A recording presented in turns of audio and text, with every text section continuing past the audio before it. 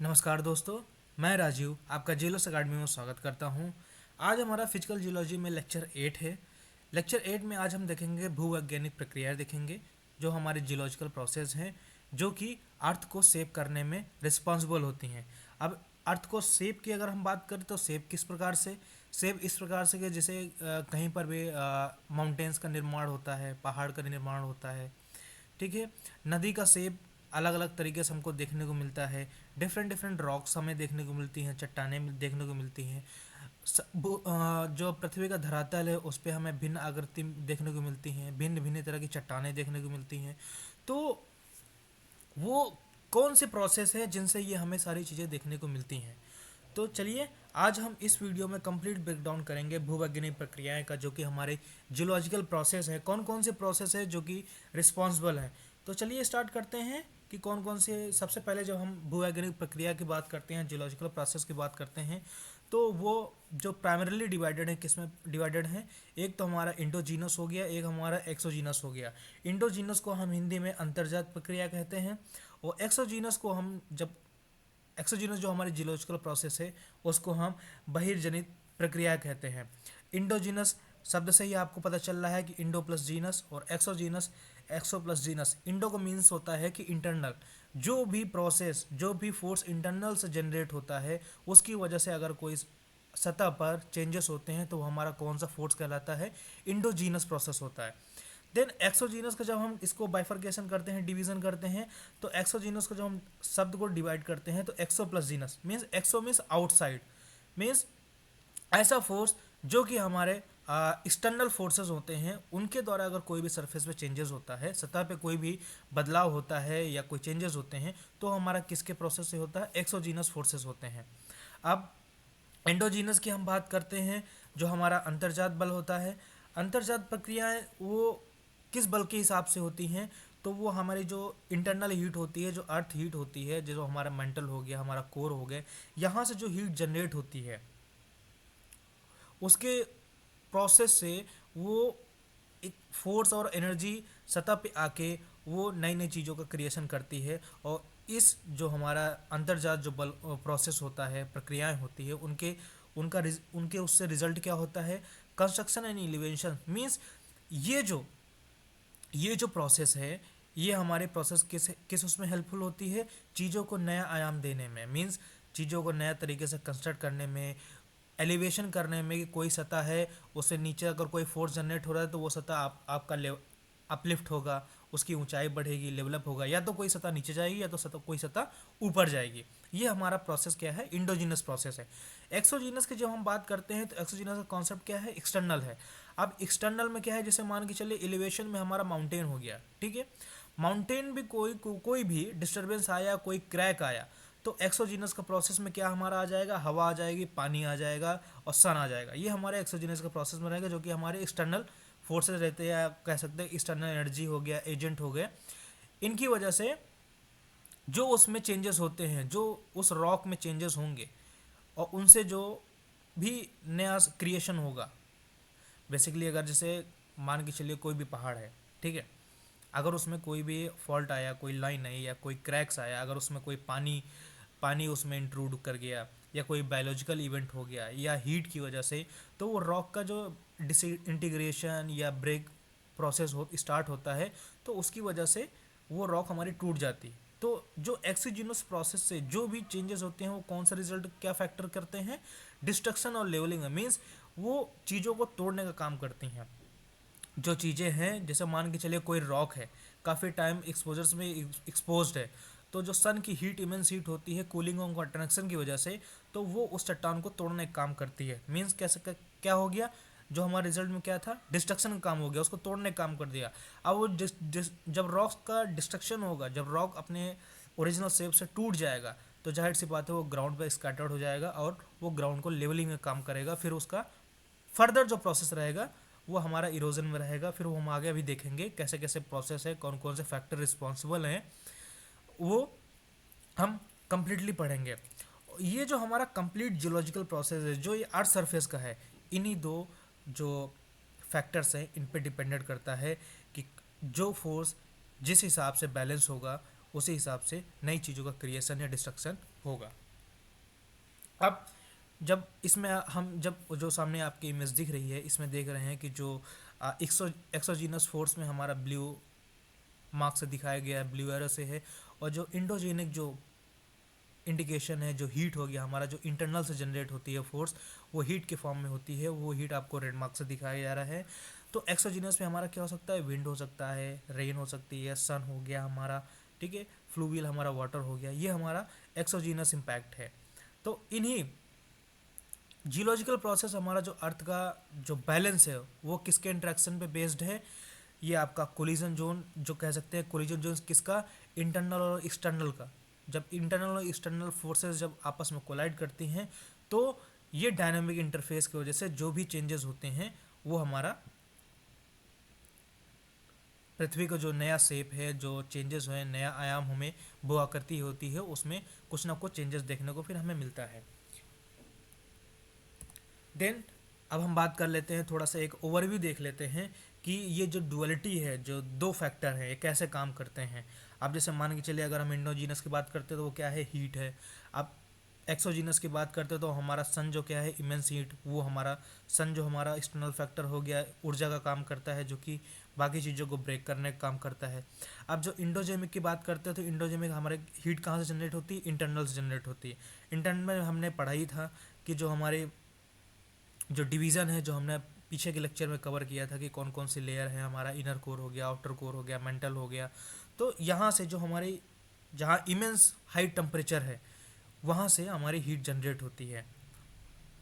और जो एक्सोजेनिस की बात करते हैं तो जो बहिर्जात बल होता है, वहाँ से क्या होता है कि जो भी, जैसे कि मान के चलिए कि जैसे रॉक्स है, कोई स्लोप है, कोई पहाड़ी है, वहाँ से अगर कोई भी रॉक का डिसइंटीग्रेशन होता है तो वाटर की वजह से, वाटर एक वहाँ पर एजेंट फ्लूइड का काम करता है उस रॉक को डिसइंटीग्रेट करने में। फिर जो अब जो लाइटर पार्ट होते हैं उनका एयर एजेंट काम करता है उनको इधर से उधर ट्रांसपोर्ट करने में। आप फ्लूविल की बात करते हैं, जो नदी हो गई, वहाँ से वो जो छोटे मोटे सेडमेंट होते हैं, जो लाइटर होते हैं, वो पानी के हिसाब से वो एक जगह से दूसरी जगह से ट्रेवल करने में वो फ्लूवियल उनमें एजेंट का काम करते हैं। अब एक्सोजेनिस में हमारा कौन कौन से सोर्सेज हो गए, हमारा सन हो गया, ग्रेविटी हो गया, ग्रेविटी चीज़ों को नीचे की तरफ खींचती है। और जो डेनुडेशन हो गया, अवे फ्रॉम स्मूथिंग एजेंट हमारा कौन कौन से जो हमने बताया आपको, वेदरिंग हो गया, इरोजन हो गया। इरोजन में जो हमारा जब अपर्दन की जो प्रक्रियाएं करते हैं, अपर्दन में कौन कौन से फैक्टर रिस्पॉन्सिबल होते हैं, विंड हो गया, वाटर हो गया, आइस हो गया। ये जब हम डिफरेंट लैंडफॉर्म्स की बात करेंगे, प्रोसेस की बात करेंगे, तो उसमें ये तीन फैक्टर आपके हैं। एवोलियन हो गया जो हमारा विंड फैक्टर है, ग्लेशियल हो गया जो हमारा आइस फैक्टर है, फ्लूवियल हो गया वो हमारा वाटर फैक्टर है। तो ये हम कम्प्लीटली डेप्थ में इसका आगे प्रोसेस पढ़ेंगे।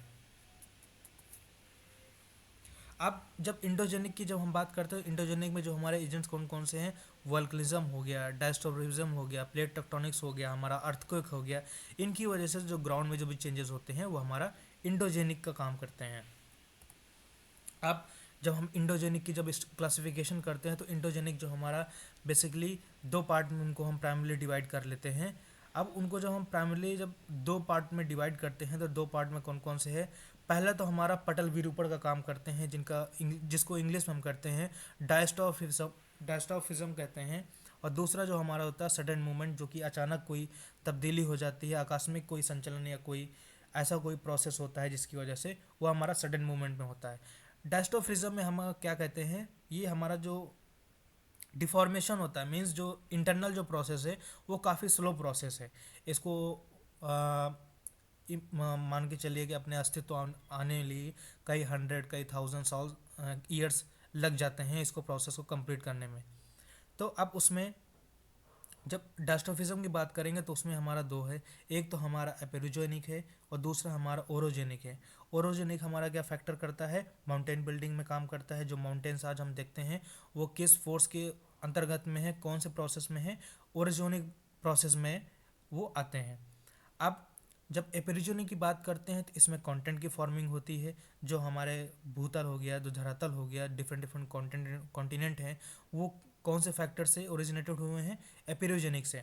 अब जब सडन मूवमेंट की बात करते हैं तो जब भी प्लेट में कोई डिफॉर्मेशन होता है, कोई भी चेंजेस होते हैं या कुछ प्रेशर की वजह से, कोई फैक्टर रिस्पॉन्सिबल की वजह से, तो वहाँ से हमारा क्या होता है, अर्थक्वेक जनरेट होता है। कोई भी डिस्टर्बेंस की वजह से अगर अर्थक्वेक आता है, ये दोनों फैक्टर इंटरलिंक, जैसे अर्थक्वेक भूकंप हो गया, ज्वालामुखी हो गया, ये दोनों फैक्टर अपने आप में इंटरलिंक है। अगर कहीं पर वोल्केनो इरप्ट होता है, ज्वालामुखी अगर विस्फोट करता है, तो उसकी वजह से इतने वाइब्रेशंस होते हैं जिसकी वजह से अर्थक्वेक रिलीज होता है।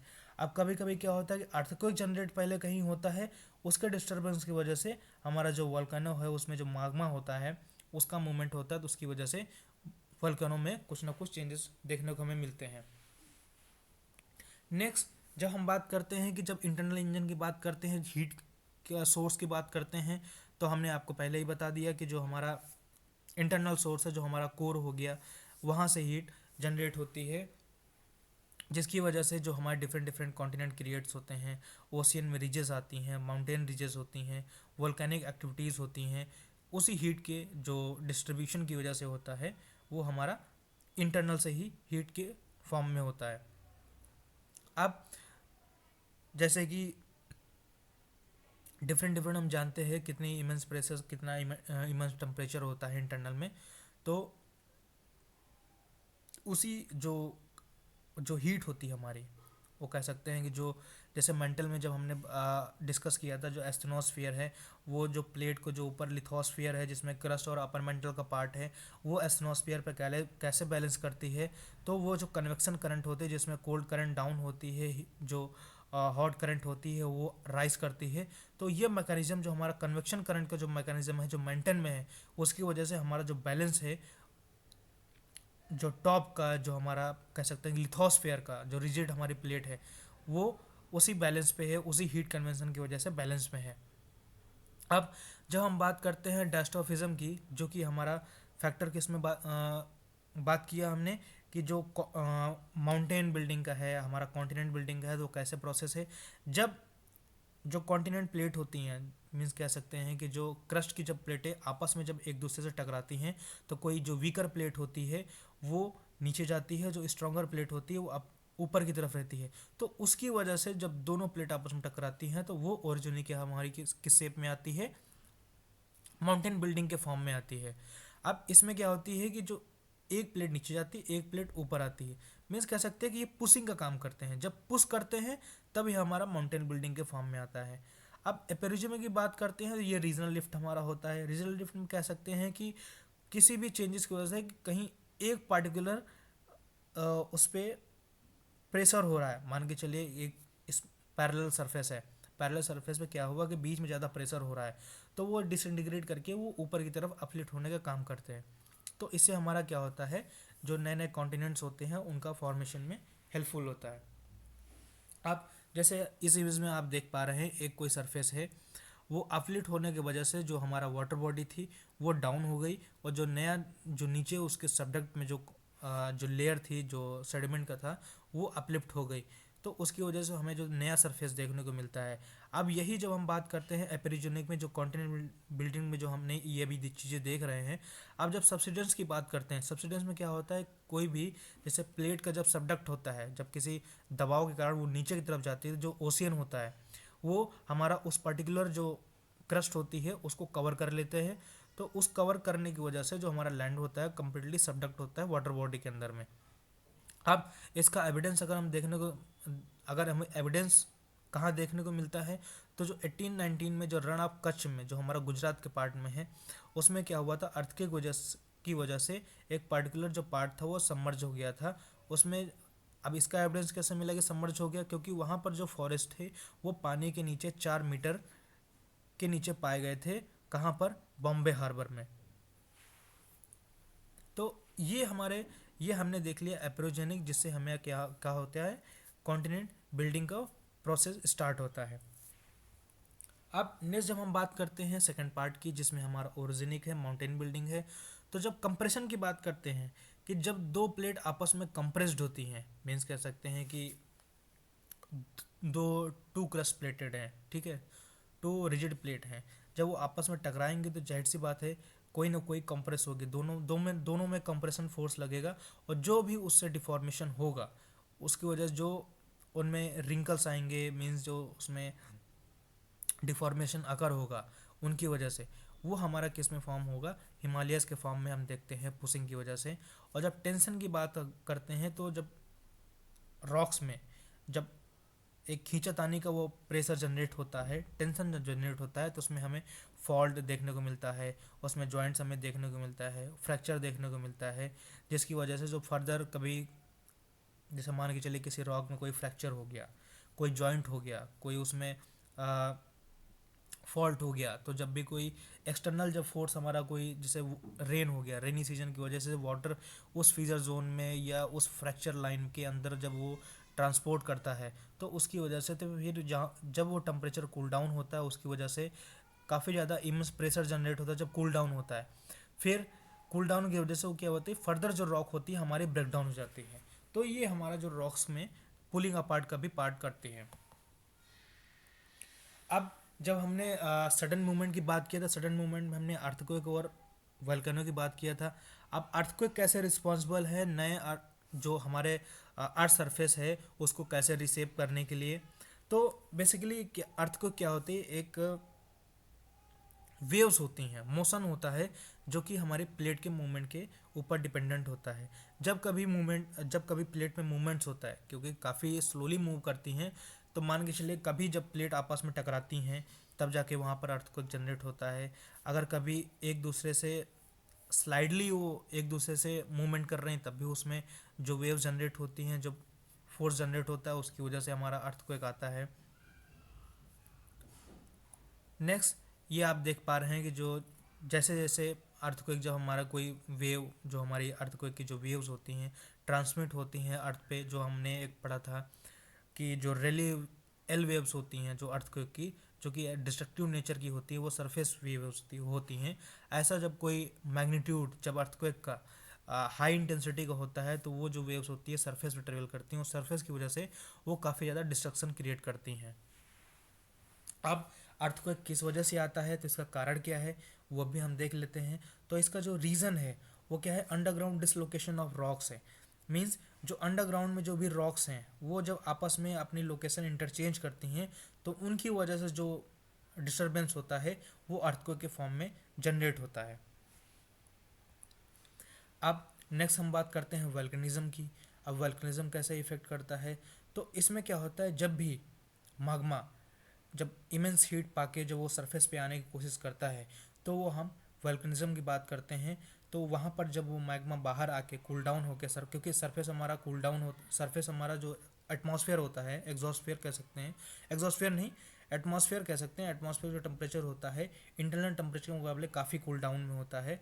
तो जब भी वो इमेंस हाई टेम्परेचर माग्मा जब सरफेस पे आता है तो इमिडिएटली कूल होने लगता है, और कूल होने की वजह से फिर नया वो जो भी अपना एक शेप ले, रॉक के फॉर्म में ले या सरफेस के फॉर्म में ले, तो लेयरिंग के प्रोसेस में होता है, तो वो हमारा जो एक्सट्रूसिव पार्ट हो गया वो हमारा वल्कनिज्म में कन्वर्ट होता है। अब प्लूटोन की बात करते हैं। जो भी माग्मा जब हमारा इंटरनल में कंडेंस हो जाता है, मान के चलिए कि माग्मा जनरेट हुआ और इंटरनल में ही कोई क्रैक पाके वहाँ पर काफ़ी ज़्यादा वो जाके स्टोर हो गया, कूल डाउन हो गया, तो वो हमारा प्लूटॉन्स के फॉर्म में होता है, वो हमारा इंट्रूसिव नेचर को होती है वो रॉक। नेक्स्ट, अब हम बात करते हैं कि जो हमारी रॉक्स होती हैं वो कैसे काम करती हैं। जैसे जो हमारी डिफरेंट डिफरेंट टाइप की जो रॉक्स हैं, इग्नियस रॉक्स हो गई हमारी, मेटामॉर्फिक रॉक हो गई और हमारी सेडिमेंट्री रॉक हो गई। हमने अभी पढ़ा था जो लिथोस्फीयर का जो मैक्सिमम जो कंपोजिशन है 95% जो कंपोजिशन है वो किसका है, इग्नियस रॉक का है। अब जब इग्नियस रॉक जो होती हैं वो मान के चलिए सरफेस पे हैं, तो सरफेस पे जो हमारा सन हो गया, रेन हो गया, विंड हो गया, इनके जो कॉन्टीन्यूअस फोर्स की वजह से ये ब्रेक डाउन होते हैं, इनका वेदरिंग होता है। वेदरिंग की वजह से ये फिर फर्दर जब इनका इरोजन होने लगता है तो फिर ये ट्रांसपोर्ट होके ये ब्रेक डाउन और फर्दर पार्टिकल में हो जाते हैं। जब ब्रेक डाउन बिल्कुल स्मॉल पार्टिकल में हो जाता है तो वो हमारे किस में आता है, सेडिमेंट्री रॉक में हो जाता है, डिपोजिशन में। वही सेडिमेंट्री रॉक जब एक पार्टिकुलर ईयर तक एक लेयर में डिपॉजिट होने लगते हैं, तो लेयर में डिपॉजिट होने के लिए होते होते जो भी फिर, क्योंकि जब लेयर का डिपोजिशन होता है तो कोई लेयर नीचे होती है, फिर ऊपर होती है, फिर ऊपर होती है। तो जो नीचे की लेयर होती है उनमें काफ़ी ज़्यादा जब टेम्परेचर इंक्रीज होने लगता है तो फिर से वो सेडिमेंट्री जो रॉक होती है वो हमारी ट्रांसफर किस में होने लगती है, मेटामॉर्फिज्म में। मेटामॉर्फिज्म जो हम मेटामॉर्फिज्म बेसिकली होता क्या है, जो इसमें मिनरोलॉजिकल और स्ट्रक्चरल जो एडजस्टमेंट होता है सॉलिड रॉक में, वो एक नया आयाम ले लेता है। मान के चलिए कोई एक प्री एग्जिस्टिंग रॉक है, वो काफ़ी डेप्थ में चली गई और हीट और प्रेशर की और फ्लूइड की वजह से वो फिर नए रिशेप में आते हैं। जैसे हमारा क्वार्ट्ज हो गया। क्वार्ट्ज हमारा क्या है, हमारा जब वो इमेंस टेम्परेचर और हीट में जब नेक्स्ट फॉर्म होता है तो हमारा वो क्वार्ट्जाइट के फॉर्म में वो ट्रांसफॉर्म हो जाता है। तो ये जो रॉक कैसे डिफॉर्म होती हैं, इमेंस हाई टेम्परेचर की वजह से, जो हाइड्रोस्टैटिक प्रेशर होता है और जो वहाँ पर जो हमारा माग्मा होता है उसके जो इंटेंस टेम्परेचर होता है, इन सभी एलिमेंट के फोर्स की वजह से वो हमारी रॉक नए उसमें नए केमिकल कंपोजिशन में फिर वो फॉर्म होती है। आप यहाँ तक तो हमारा एंडोजीनस का फैक्टर हमने देख लिया कि कौन कौन से हमारा हो गया। एक तो हमने देख लिया डायस्टॉर्फिज्म का और दूसरा हमारा सडन मूवमेंट का था। डायस्टॉर्फिज्म में हमने देख लिया कि जो एपिरोजोनिक थी, ओरोजोनिक था। ओरोजोनिक हमारा माउंटेन बिल्डिंग में था, हेल्पफुल करता है कैसे कैसे हमारे माउंटेन क्रिएट हुए हैं। एपिरोजोनिक हमारा कैसे कैसे कॉन्टिनेंट फॉर्मेशन का होता है। फिर जो हमने सडन मूवमेंट में देखा कि जो अचानक में मूवमेंट होते हैं वो कौन कौन से थे, वल्कनिज्म हो गया, ज्वालामुखी हो गया, हमारा अर्थक्वेक हो गया। नेक्स्ट अब हम बात करते हैं एक्सटर्नल की, जो कह सकते हैं कि जो हमारा एक्सोजेनिक फोर्स है, जो हमारा एक्सटर्नल फोर्स है। एक्सटर्नल प्रोसेस में हमारा क्या क्या है, उसमें हमारा सन है, सबसे इम्पोर्टेंट है, जो कि हीट है। जैसा कि सन से हमें क्या मिलता है, हीट हो गया, विंड हो गया, इसमें हमारा हाइड्रोलॉजिकल साइकिल में हमारा क्या हो गया, रेन हो गया। अब इसके अलावा अलग अलग और कौन कौन से प्रोसेस है, ग्रेविटी हो गया, जो भी कोई भी ऑब्जेक्ट को नीचे ढकेलने का काम करता है, मीन्स पुल करने का काम करता है। अगर कोई ऑब्जेक्ट ऊपर है, अगर कोई डिस्बैलेंस हो गया तो इमिडिएटली ग्रेविटी की वजह से, गुरुत्वाकर्षण की वजह से, बल की वजह से वो नीचे की तरफ आ जाएगी। फिर इसमें दूसरा हेल्पफुल जो इम्पोर्टेंट फैक्टर कौन प्ले करते हैं, ऑर्गेनिज्म हो गए। क्योंकि कभी कभी रॉक्स में क्या होता है, हम छोटे छोटे ऑर्गेनिज्म को देखते हैं, चींटी हो गए, आंट्स हो गए, वो आपने देखा होगा किसी भी रॉक के अंदर वो ईजिली से वो अपना घर बना लेते हैं। तो जब भी कभी रेनी सीजन होता है तो वो जो पानी होता है, उन्हीं बायोलॉजिकल जो एजेंट थे जिन्होंने अंदर अपना घर बनाया हुआ होता है इरोड करके, तो वो एक पत्थर अंदर से खोखला हो गया होता है। तो जब भी उसमें कोई भी, जब हमारा कह सकते हैं कि अगर उसमें कोई फ्लूइड पार्टिकल गया तो अपने हिसाब से जब उसमें टेम्परेचर कूल डाउन होगा तो कॉन्ट्रेक्शन की वजह से वो रॉक में अपना फोर्स एक्सपैंड करेगा।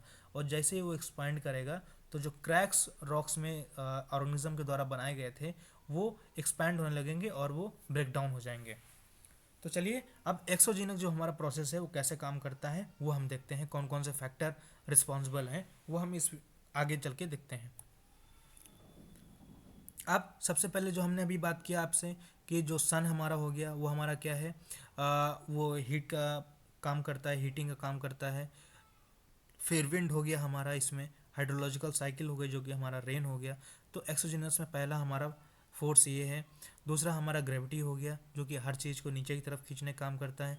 ऑर्गेनिज्म जो कि बायोलॉजिकल एक्टिविटी हो गई, जिस चीज़ों को ब्रेक डाउन में हेल्प करते हैं। तो यही वो चीज़ें हैं जो कि एक एक्सोजीनस के इक्विलिब्रियम को मेंटेन करने में हेल्पफुल हैं। नेक्स्ट, अब जब एक्सोजीनस की हम बात करते हैं तो इसमें एक कंसेप्ट आता है ग्रेडेशन का। अब ग्रेडेशन बेसिकली शब्द क्या है, जैसे मान के चलिए डिग्रेडेशन हो गया, एग्रेडेशन हो गया, तो इसमें एक शब्द देखिए अगर इनको ब्रेक डाउन करें, डी मीन्स डिक्लाइन करना, ठीक है, ए जी मीन्स फिलअप करना। तो डी प्लस ग्रेडेशन, ए जी प्लस ग्रेडेशन। तो डिग्रेडेशन का मीन्स होता है किसी भी ऑब्जेक्ट को वीरिंग डाउन करना, मीन्स कोई ऑब्जेक्ट पहले से एक ठोस उसमें सॉलिड फॉर्म में है और वो फिजिकल फोर्सेस के द्वारा वो एक टीयर डाउन हो गया। अब एग्रीडेशन की बात करते हैं, फिलिंग अप में। जब भी आप देखते हैं कि जो रिवर हमारी फ्लो करती हैं वो अपने साथ जो सेडिमेंट लेके आती हैं, वो जब लास्ट में जो उनकी एनर्जी लो हो जाती है तो वो अपना जो डिपोजिशन होती है कहीं पर्टिकुलर प्लेस पे कर देती हैं। तो हमें वहाँ पर डिफरेंट डिफरेंट देखने को मिलते हैं। नदी में हमें देखने को मिलता है कि जब भी एनर्जी लो होती है तो बीच में हमको एक टापू देखने को मिल जाता है। उनको हम लोग जो जियोलॉजिकल लैंग्वेज में कहते हैं उनको बैरियर कहते हैं। बैरियर बैरियर हो गया, ठीक है, पॉइंट बार्स हो गया, कि जब भी जो रिवर की जो डिपोजिशन की जो एनर्जी होती है, फ्लो की एनर्जी जब भी लो होती है, तो वो जो डिपोजिट मटेरियल होते हैं वहीं पर वो सेटल डाउन हो जाते हैं। तो ये जो ग्रेडेशन का जो हमारा कॉन्सेप्ट है, ये हमारे सरफेस को क्या काम करने करता है, लेवलिंग करने का काम करता है, मीन्स सतह को बराबर करने का काम करता है। और यही जो प्रोसेस हो गया हमारा डिग्रेडेशन प्लस एग्रेडेशन। तो जो हमारा ग्रेडेशन का जो प्रोसेस है, इसी को हम डेनुडेशन प्रोसेस भी कहते हैं, जिसमें जो भी हमारा ओवरऑल लैंड सरफेस है, वो उनका जो बैलेंस है, इक्विलिब्रियम जो उनको मेंटेन करने का है, किसके द्वारा, वेदरिंग, अपर्दन हो गया, हमारा इरोजन हो गया, और हमारा ट्रांसपोर्ट की वजह से जो हमारी लेयरिंग की जो बैलेंस होता है, लेवलिंग होता है सरफेस का, वो इन्हीं फैक्टर की वजह से होता है। अब नेक्स्ट हम बात करते हैं, वेदरिंग की बात करते हैं। तो वेदरिंग की सिंपल लैंग्वेज है, अगर आप को याद करने में आसानी हो तो सबसे जो एक सिंपल वन वर्ड लैंग्वेज है, डिसइंटीग्रेशन ऑफ रॉक। ओके, अब डिसइंटीग्रेशन रॉक ये अपने आप में ही एक सिंपल डिफिनेशन है। क्यों? क्योंकि अगर आप इसको लैंग्वेज मीन्स अगर इसको जो सेंटेंस इसको आप तोड़ के देखेंगे, तो disintegration of rock means rock का टूटना, यही हमारा वेदरिंग का पहला प्रोसेस है। अब उसके बाद का जो प्रोसेस क्या होता है, उसमें केमिकल डिकम्पोजिशन की वजह से हो सकता है उसका डिसइंटीग्रेशन, बायोलॉजिकल डिकम्पोजिशन की वजह से हो सकता है कि कोई रॉक में कोई बायोलॉजिकल से बरोइंग हो गया, जो हमारे जो रैट्स होते हैं, जो रैबिट्स होते हैं, स्नेक होते हैं, ये एक होल टाइप का बनाते हैं, बरोइंग कह सकते हैं उनको, कि तो हर एक रॉक में वो बना लेते हैं। तो उनकी वजह से जब भी उसमें कोई चीज़ इंट्रूड होती है, वाटर इंट्रूड होता है, तो वो एक फैक्टर भी इम्पॉर्टेंट प्ले रोल करता है रॉक्स को डिसइंटीग्रेशन करने में। अब डिसइंटीग्रेशन की जो हमने बात कर लिया, तो पहला हमने केमिकल डिकम्पोजिशन हो गया, फिर इसमें हमारा टेम्परेचर हो गया, वाटर हो गया, CO2 हो गया, फिर हमारा बायोलॉजिकल भी आ जाता है। और ये हमारा क्या सबसे इसमें ध्यान रखने की बात है, ये स्टैटिक प्रोसेस है। ये रॉक्स को सिर्फ ब्रेक करने का काम, विदरिंग हमारा हमेशा क्या होता है कि किसी भी चीज़ को ब्रेक करने का काम करता है, लेकिन उसको कभी ट्रांसपोर्ट नहीं करता है। तो हमेशा ये आप चीज़ों को याद रखिएगा कि जो हमारा विदरिंग प्रोसेस है, ये हमारा स्टैटिक प्रोसेस है। ट्रांसपोर्ट करने का जो प्रोसेस हमारा होता है, वो हमारा इरोजन में आता है। इरोजन में ही हम विंड, फ्लूवियल और आइस का प्रोसेस पढ़ेंगे, कि जो भी इसमें रॉक्स डिसइंटीग्रेट हो जाती है, उनको फर्दर जो जो फैक्टर रिस्पॉन्सिबल होते हैं, उनको कैरी आउट करने के लिए one place to another place, and उनमें जो फर्दर चेंजेस होते हैं वो उन्हीं फैक्टर की वजह से होते हैं। नेक्स्ट, अब जैसे हम वेदरिंग के जब हमने बात किया कि वेदरिंग कैसे कैसे होती है, तो वेदरिंग के सबसे पहले तो हमारा फिजिकल वेदरिंग की बात कर लेते हैं। इसमें जो हमारा क्या होता है, थर्मल एक्सपेंशन होता है हीट की वजह से। मीन्स पहले मान के चलिए हीट हुई, ठीक है, तो हमारा जो जो रॉक्स होगी वो श्रिंक डाउन होगी। फिर जब कूलिंग की बात आती है, तो फ्रीजिंग जब नेचर आ जाता है, तो उसका हमारा एक्सपेंशन का काम करता है, फोर्स का, तो उसकी वजह से हमारी फिजिकल वेदरिंग होती है। केमिकल वेदरिंग की वजह से कोई भी रॉक्स में कोई रिएक्शन हो गया, कोई केमिकल एलिमेंट की वजह से, जैसे कि हमारा ऑक्सीडेशन हो गया, कार्बोनेशन हो गया, हाइड्रेशन हो गया, इनकी जब जो भी रॉक्स हैं, क्योंकि हर एक रॉक की अपनी अलग अलग प्रॉपर्टीज़ है, अगर वो किसी भी एलिमेंट के या वाटर के अगर उनका रिएक्टिव नेचर है, तो उनकी वजह से रॉक में वेदरिंग होने के चांसेस होते हैं।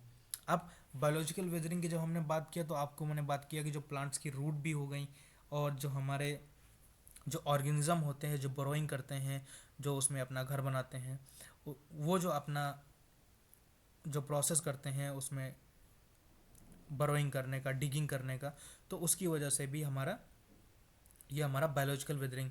तो वेदरिंग में हमने 3 वेदरिंग देख लिया, फिजिकल, केमिकल और बायोलॉजिकल। अब जब हम नेक्स्ट इसको देखते हैं, तो नेक्स्ट हमारा क्या हो गया, अब मास वेस्टिंग मीन्स कह सकते हैं कि जो भी स्लोप डाउन, ये हमारा हमेशा वहाँ देखने को मिलता है जो भी सरफेस हमारा स्लोप में रहेगा। मीन्स कोई अपर पे ऑब्जेक्ट रखा हुआ है और काफ़ी ढलान में वो चीज़ें हैं, तो जब भी अब कि जैसे कि मान के चले कोई रॉक है, अब उसमें कोई भी एक रॉक है पर्टिकुलर, और उसके अंदर काफ़ी ज़्यादा जो इंसेक्ट बायोलॉजिकल जो ऑर्गेनिज्म थे, उन्होंने काफ़ी ज़्यादा बरोइंग बना रखी है, मीन्स उसमें काफ़ी ज़्यादा होल बना रखे हैं अपने लिविंग के लिए। फिर वो जब कुछ टाइम बाद जब उनकी डेथ हो जाती है, तो जब भी कोई जैसे मान के चले बारिश हुई, तो रेन का वाटर अगर उस रॉक में जाता है, तो रॉक की वजह से जो एक्सपेंडन की वजह से जब उस रॉक का ब्रेकडाउन होता है, अगर वो टॉप पे रखी हुई और नीचे स्लोप है, तो फिर वहाँ से वो डिसइंटीग्रेट होकर वो सरफेस पे आती है। तो जब सरफेस पे रोल डाउन होके आते हैं तो उसको हम कहते हैं मास वेस्टिंग। मास वेस्टिंग इसलिए कहते हैं क्योंकि उसमें जो ग्रेविटी का रोल होता है पुल डाउन का, वो वहाँ पे स्टार्ट होता है, क्योंकि हैवी ऑब्जेक्ट अपने आप नीचे नहीं आएगा, वो एक ग्रेविटी की वजह से, क्योंकि उसका मास इतना होता है कि वहाँ स्टेबल नहीं रह सकता है, हल्का भी डिसबैलेंस होगा तो इमिडिएटली नीचे की तरफ रोल डाउन करते हुए चलाएगा। तो जब भी कोई एक सॉलिड रॉक का डाउनवर्ड मूवमेंट होता है, तो उसको हम क्या कहते हैं, मास वेस्टिंग कहते हैं। कभी कभी आपने देखा होगा कि जो रॉक्स पे पहाड़ होते हैं, पहाड़ से अचानक से कोई रॉक जो होती है नीचे रोल डाउन करके चली आती है, वो कह सकते हैं कि वो अपना जो बैलेंस है, मान के चलिए कुछ भी बैलेंस हो सकता है, जैसे बारिश हो रही है, ये जैसे आप उत्तराखंड में कभी कभी जाते हैं, जो अभी न्यूज़ हमें देखने को मिलती है कि बारिश के दौरान जब रेनी सीजन होता है, तो वहाँ पर जो रोड्स होती हैं वहाँ पर काफ़ी ज़्यादा लैंडस्लाइड होती हैं। किस वजह से? क्योंकि वो जो हैवी रॉक्स होती हैं वो पहले से स्टेबल होती है वहाँ पर, लेकिन जब रेन होती है तो जो लूज़ मटेरियल होता है रॉक्स के नीचे का, वो टीयर डाउन हो जाता है, मीन्स वो पानी के साथ बह जाता है। तो वो जो रॉक्स होती है वो अपना बैलेंस खो देती हैं, जिनकी वजह से वो जो ग्रेविटी है वहाँ पर इंपॉर्टेंट रोल प्ले करती है, और ग्रेविटी की वजह से वो जो हैवी ऑब्जेक्ट होता है वो डाउनवर्ड की तरह मूवमेंट करने लगता है। देन अब हम बात करते हैं जो कि ट्रांसपोर्टेशन का। अभी हमने देखा कि वेदरिंग शिप रॉक्स को तोड़ता है, मीन डिसइंटीग्रेशन करता है रॉक का, जो कि स्टैटिक प्रोसेस है। अब इरोजन की बात करते हैं, जब इरोजन हमारा ट्रांसपोर्टेशन का काम करता है। अब इरोजन ट्रांसपोर्टेशन का कैसा काम करता है, जैसे मान के चलिए माउंटेन रीजन से कोई रिवर है, वो नीचे स्लोप के वो नीचे आती है ग्राउंड पे, तो जब अपर सरफेस लोअर सरफेस की तरफ आएगी, तो किसी भी ऑब्जेक्ट जब वहाँ से आएगा तो उसकी हाई एनर्जी होगी। तो जब वहाँ हाई एनर्जी रहेगी तो जो भी उसके साथ जो सेडिमेंट होगी, जो भी रॉक्स होंगी, वो काफ़ी तेज़ी से नीचे की तरफ आएंगे, तो रोल डाउन करते हुए आते हैं वो। फिर जब वो रोल डाउन करते हुए आते हैं, तो उनकी एनर्जी धीरे धीरे, जैसे जैसे जो जो रिवर का जो स्लोप होता है, जैसे जैसे स्लोप डाउन उसका मेंटेन होते हुए जाता है, मीन्स कह सकते हैं फ्लैट डाउन होने लगता है, वैसे वैसे जो वाटर की एनर्जी है वो लो होती रहती है। तो वैसे ही जो हमारे सेडिमेंट जो पानी में कंटेंट्स होते हैं, वो धीरे धीरे वो डिपोजिशन करना स्टार्ट कर देते हैं। तो अब इसमें ट्रांसपोर्टेशन में भी अलग अलग प्रोसेस होते हैं, जैसे कि जो डिस्ट्रक्शन, जो भी रॉक्स पानी के साथ जब ट्रेवल करती हैं, तो उनका डिस्ट्रक्शन कैसे होता है, उनका ब्रेकडाउन कैसे होता है, तो वो भी 3 फैक्टर में है। एब्रेजन में कह सकते हैं कि जो भी एब्रेजन मीन्स कह सकते हैं कि जो भी रॉक्स अगर पानी के साथ ट्रेवल कर रही है, वो साइड में जो भी नदी के किनारा होता है, जो कि हमारी बाउंड्री कह लीजिए, तो वहाँ से जब भी वो हमारी रॉक्स जब वहाँ से कोलाइड करती हैं, तो उससे फिर हमारा वहाँ से नया इरोजन स्टार्ट होता है। कभी कभी आपने देखा होगा कि जो हमारी रिवर होती है उनका एक अलग शेप हमको देखने को मिलता है। तो उसी उसी वही रीज़न है कि जो जब तक रिवर की एनर्जी जब हाई होती है, तो जो रिवर में जो सेडिमेंट, जो हमारी रॉक्स ट्रांसपोर्ट हो रही होती है, उनके प्रेशर की वजह से वो वहाँ के जो साइड होता है, साइड बैंक होता है, वो टीयर डाउन हो जाता है। फिर कोरोजन की बात होती है, तो कोरोजन में क्या होता है, जो भी पार्टिकल जो रिवर में डिज़ोल्व होते हैं, तो उनकी वजह से जो इरोजन और ट्रांसपोर्ट एक दूसरे से one place to another place होता है। एट्रिशन की बात करते हैं, तो एट्रिशन में क्या हो जाता है, जो हमारे रॉक्स हो गया, जो सेडिमेंट पार्टिकल जो वाटर में ट्रांसपोर्ट हो रहे हैं, वो आपस में ही कोलाइड होना स्टार्ट हो जाते हैं, तो उनसे भी उनका डिसइंटीग्रेशन हो जाता है, और वो one place to another place काफ़ी दूरी तक वो चले जाते हैं पानी की हेल्प से। अब इसमें ये देख पा रहे हैं कि जब हमारा एब्रेजन को होता है, तो जो हमारी रॉक्स होती हैं वो बैंक से कांटेक्ट करते हुए निकलती हैं, तो वहाँ से फिर वो कॉन्टीन्यूअस फिर इरोजन वहाँ से होता रहता है। एट्रिशन क्या होता है, जब हमारा विद इन पार्टिकल कोलिजन होता है, उसकी वजह से भी उनका ब्रेकडाउन होता है रॉक्स का। कोरोजन की वजह से क्या होता है, जो भी लूज पार्टिकल, जो भी हमारा लूज सैंड पार्ट रहेगा, जो सेडिमेंट्री रॉक में जो लूज पार्ट रहेगा वो पानी के साथ डिसॉल्व हो जाएगा। जैसे वाटरफॉल आपने देखा होगा, वाटरफॉल में क्या होता है, जब भी पानी ऊपर से नीचे गिरता है तो आपने देखा होगा जहाँ पर वो कांटेक्ट करता है वाटरफॉल, वहाँ पर वो काफ़ी ज़्यादा डीप रहता है। डीप इसलिए रहता है कि वो कॉन्टीन्यूस इम्पैक्ट की वजह से जो लूज मटेरियल होता है वो इरोड हो जाता है, और जब वाटरफॉल नीचे जाता है तो उसके जो पीछे का भी हिस्सा जो होता है वहाँ से भी वो जो वाटर जब कंटिन्यूसली नीचे जा रहा होता है तो बैक डाउन भी वाटर उसमें ट्रेवल करता रहता है। तो बैक डाउन की वजह से भी उसका जो सरफेस होता है, जो लूज मीन कह सकते हैं कि जो सॉफ्ट रॉक होती है, वो पानी के साथ इरोड हो जाती हैं। अब जो अभी हमने सबसे पहले जो बात किया था ग्रेडेशन का काम जो किया था, जिसमें हमारा डिग्रेडेशन हो गया जो कि टीयरिंग डाउन का काम करते हैं। फिर एग्रेडेशन की जब हमने बात किया कि जो फिलिंग अप का काम करते हैं। तो जब जैसे मान के चलिए कि जो हमारे हायर माउंटेन से जो भी रिवर ओरिजिनेट होके जब लोअर सेंट्रल प्लेन पे आती है, जब उसकी एनर्जी काफ़ी ज़्यादा लो हो जाती है, ट्रांसपोर्ट करने की कैपेसिटी नहीं होती, तो आपको ऐसे फीचर दिखते हैं कि वो जो सैंड पार्टिकल वो अपने साथ ट्रांसपोर्ट करके लाती है, वो at one place they deposited their particles और दियर सैंड डिपॉजिट्स, तो हमें एक साथ वो देखने को मिलते हैं। अब नेक्स्ट हमने विंड का भी प्रोसेस, जो हमने अभी प्रोसेस कौन कौन से देखा है, अभी हमारा फ्लूवियल हो गया, ठीक है, वाटर हमने पार्ट देख लिया, विंड का भी वेदरिंग का हमने पार्ट देख लिया। फिर हम देखते हैं कि जो ग्लेशियल हमारा पार्ट हो जाता है, फ्लूवियल और ग्लेशियल मुकाबले में जो डाटा एक जो कह सकते हैं कि जो ओवरव्यू है, जैसे कि एक ग्लोबल स्टडी है जो कि 400 ग्लेशियल जो मेजरमेंट्स हुए थे और जो 6000 फ्लूवियल एक्टिविटीज़ हुई थी, और टाइम स्केल जो चूज़ किया गया था वो कितना चूज़ किया था लगभग 100 मिलियन ईयर्स का। तो उसमें जो सैडलर बायस मींस कहा गया कि क्योंकि फ्लूवियल तो हमारा कंटिन्यूस मूवमेंट होता है, ग्लेशियल क्या होता है हमारा आइस वो स्लोली क्रीप होता है, तो इसमें टाइम का जो कह सकते हैं पैराडॉक्स कह सकते हैं कि इससे अनुमान लगाया नहीं जा सकता है कौन सबसे ज़्यादा फास्ट कर सकता है। लेकिन जब ये डाटा एस्टिमेट हुआ तब ये पता चला कि जो ग्लेशियल का जो इरोजन है वो सबसे फास्ट होता है। वो जब भी कोई भी आइस का जब मूवमेंट सरफेस पे होता है तो बहुत बारीकी में जो उसके पार्टिकल्स होते हैं वो एब्रस होते हुए निकलते जाते हैं, क्योंकि फ्लूवियल का जो प्रोसेस होता है चीज़ों को ट्रांसपोर्ट करने में और चीज़ों को ब्रेक डाउन करने में वो काफ़ी टाइम लगता है, लेकिन ग्लेशियल के प्रोसेस में इमीडिएटली ब्रेक डाउन होता है। तो ये जो ग्लेशियल का जो एक डायग्राम है जिसका इरोजन जो मेंशन्ड है, जो कि डाटा से जब ये आपका 100 मिलियन ईयर्स का डाटा और जो 6000 फ्लूवियल एक्टिविटीज़ और 400 ग्लेशियल एक्टिविटीज़ जो एक साथ रखा गया, तो उसमें ये पता चला कि लगभग 0.5 पर ईयर जो ग्लेशियल इरोजन करता है सरफेस का, और जो फ्लूवियल का इरोजन जो हुआ है उस पर्टिकुलर टाइम पीरियड में वो 0.067 पर ईयर हुआ है।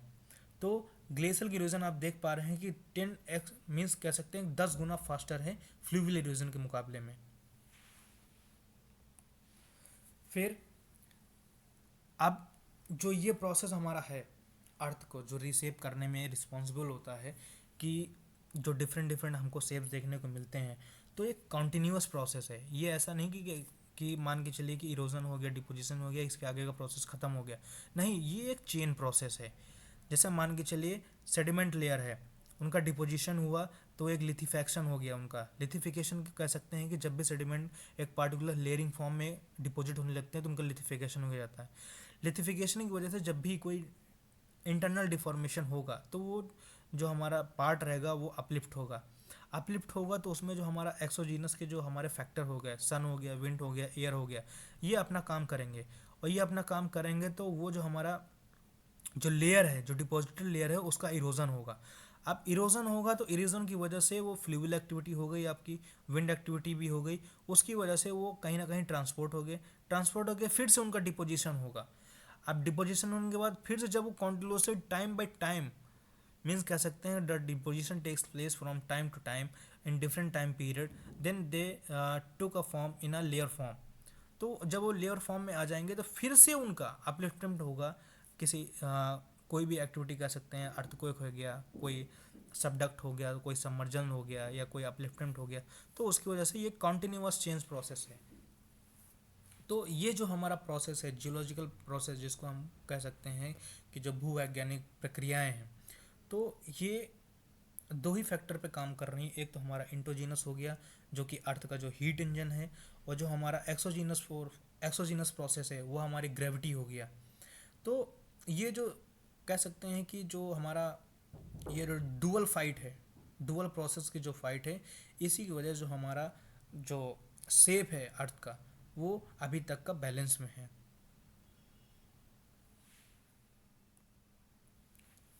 और ये जो हमारा कह सकते हैं कि जो अभी तक जितने भी हमने प्रोसेस देखी हैं, तो अभी तक जो हमने लेक्चर कवर किए हैं स्टार्टिंग से लेकर एंड तक, वो हर एक लेक्चर अपने आप में कोरिलेटिंग है। जैसे हमने बात किया था लेक्चर फर्स्ट की, जो हमने बात किया था वहाँ पर हमें ये एजम्पशन स्टार्ट हुआ था कि अर्थ का ओरिजिन कैसे हुआ है, पृथ्वी का फॉर्मेशन कैसे हुआ है, कौन कौन सी हाइपोथेसिस थी, कौन कौन से साइंटिस्ट ने दी थी।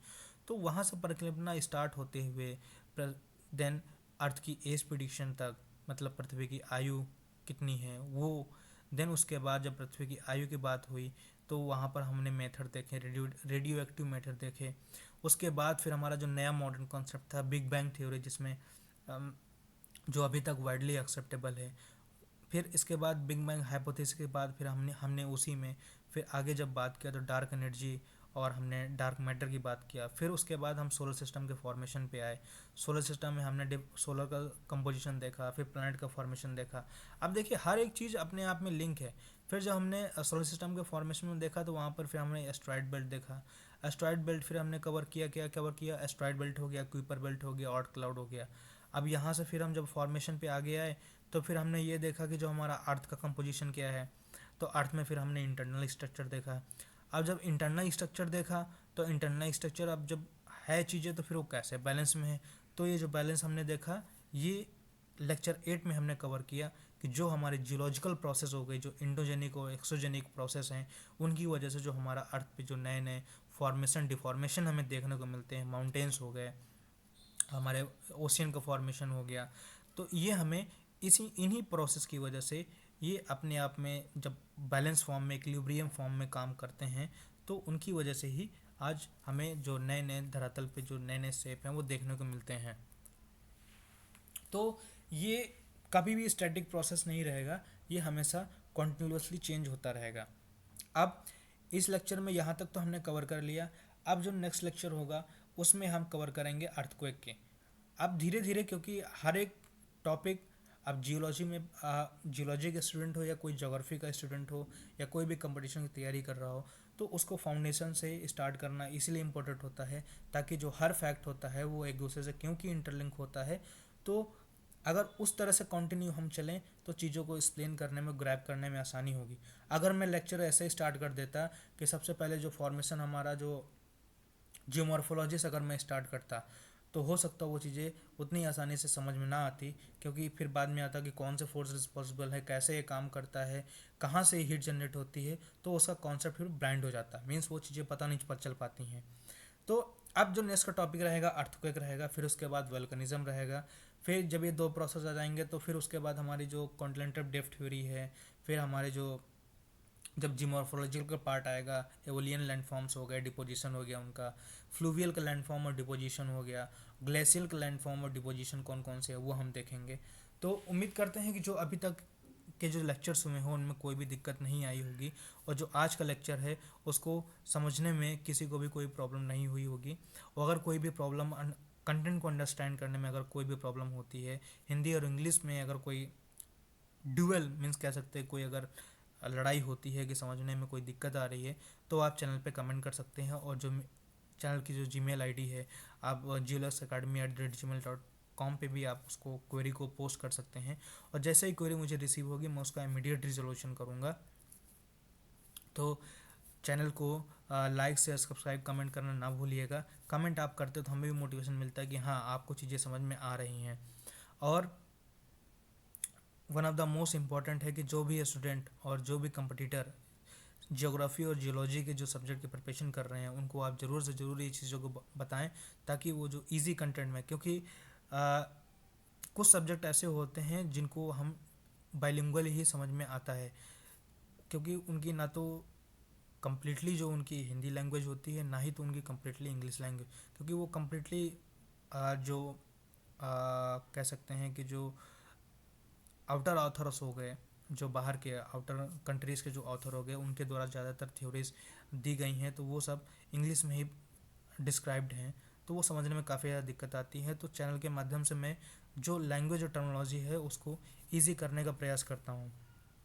तो चैनल को ज़्यादा मात्रा में शेयर कीजिए ताकि लोगों के पास जो कंटेंट है वो समझ सकें और चीज़ों को अंडरस्टैंड कर सकें। तो मिलते हैं फिर नेक्स्ट वीडियो में। Thank you.